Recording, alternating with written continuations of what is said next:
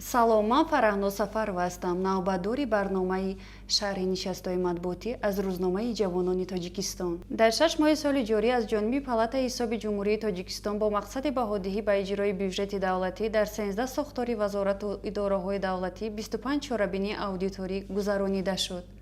тавре масъулини ин ниҳод иброз доштанд зимни ин санҷишҳо қоидавайронкуниҳои молиявӣ ба маблағи 16,8 миллион сомонӣ муайян ва 8,4 миллион сомонӣ барқарор карда шуд. аз натиҷаи чорабиниҳои аудиторӣ 31 мавод ба маблағи 51,2 миллион сомонӣ барои чораҷӯӣ ва қабули қарорҳои дахлдор ба мақомоти ҳифзи ҳуқуқ ирсол гардид. Хуршед Каримзода, сардори хадамоти гумруки кишвар, зимни нишасти хабарӣ аз коҳишёбии содирот дар нимсолаи аввали сол иттилоъ дод.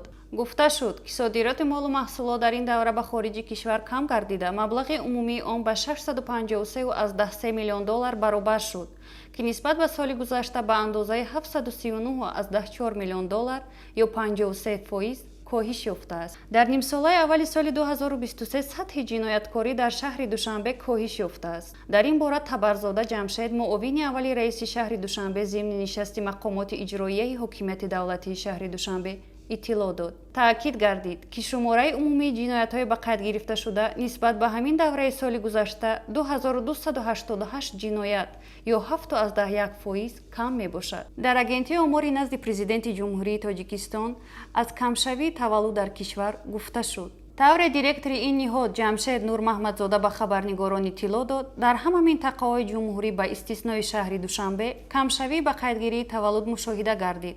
ҳамзамон шумораи ба қайдгирии шахсони фавтида афзудааст. дар 6 моҳи аввали соли равон сатҳи таваррум дар кишвар 2,3%-ро ташкил намудааст, ки нисбат ба ҳамин давраи соли гузашта 1,8% кам мебошад.